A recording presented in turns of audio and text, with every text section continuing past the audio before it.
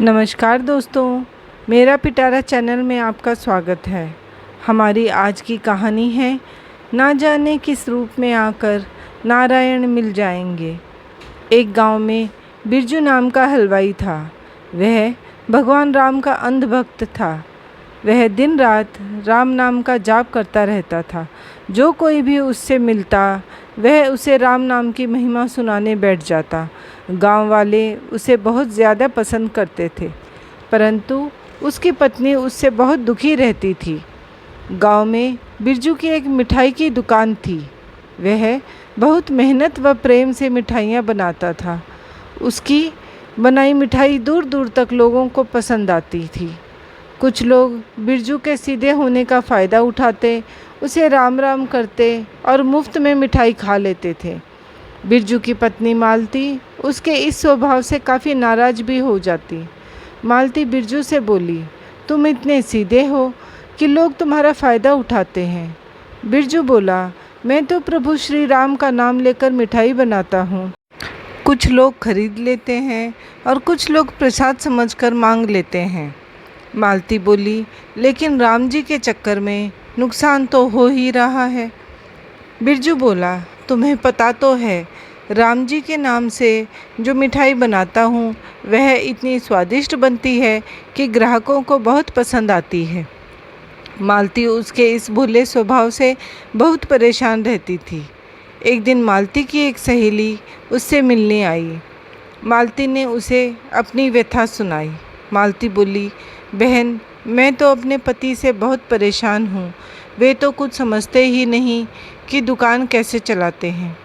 मालती की सहेली ने उसे समझाया, उनकी दुकान को क्यों ना तुम संभालना शुरू कर देती।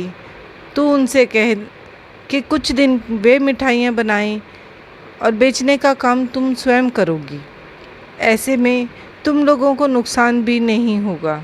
अगले दिन मालती बिरजू से कहती है, सुनो जी, आज से मिठाई आप बनाओ और दुकान पर मिठाई मैं बेचूंगी।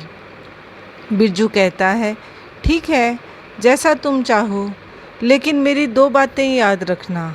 एक तो कोई भी ग्राहक दुकान से खाली हाथ वापस न जाए, और दूसरा, सबसे पहले भगवान को भोग लगाना। अगले दिन मालती दुकान पर बैठ गई। उसने पूजा कर भगवान को भोग लगाया। उसके बाद उसके पास ग्राहक आने लगते हैं। पहले के दिनों की तरह उसकी मिठाई खूब बिकती है। तभी एक बूढ़ा आदमी दुकान पर आया। बूढ़े को देख मालती ने पूछा, बाबा क्या चाहिए?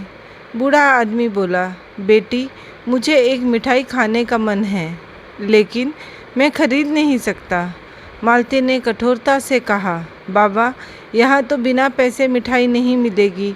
मेरे पति पहले ही बहुत नुकसान कर चुके हैं। अब यह सब और नहीं होगा।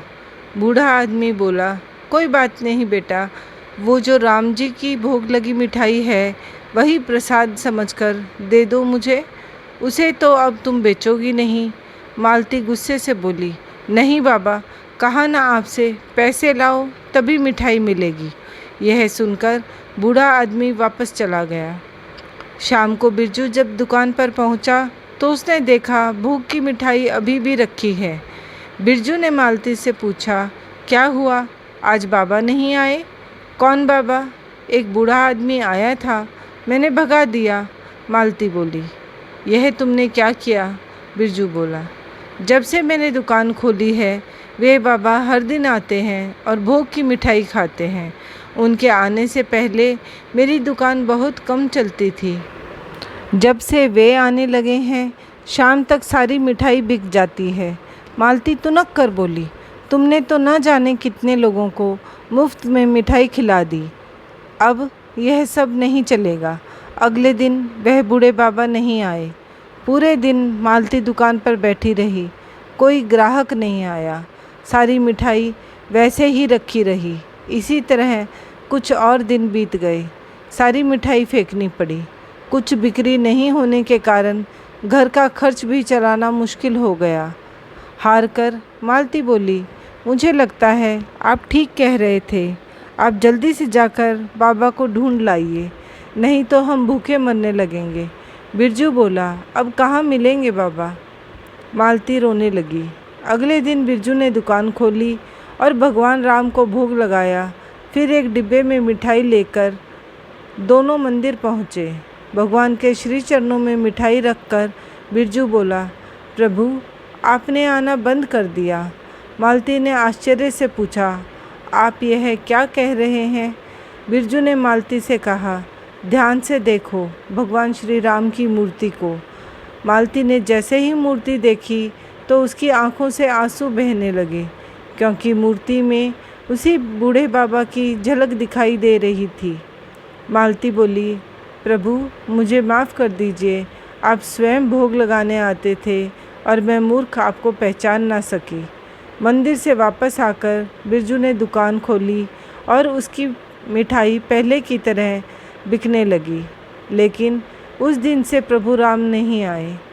अब बिरजू और मालती सुबह दुकान खोलते ही भगवान को भोग लगाते और उसके बाद दुकान के बाहर खड़े होकर मिठाई का प्रसाद आने जाने वालों में बांट देते।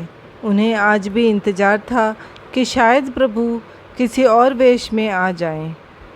आप सबको यदि कहानी पसंद आई हो तो लाइक, शेयर और सब्सक्राइब करना ना भूलें। धन्यवाद।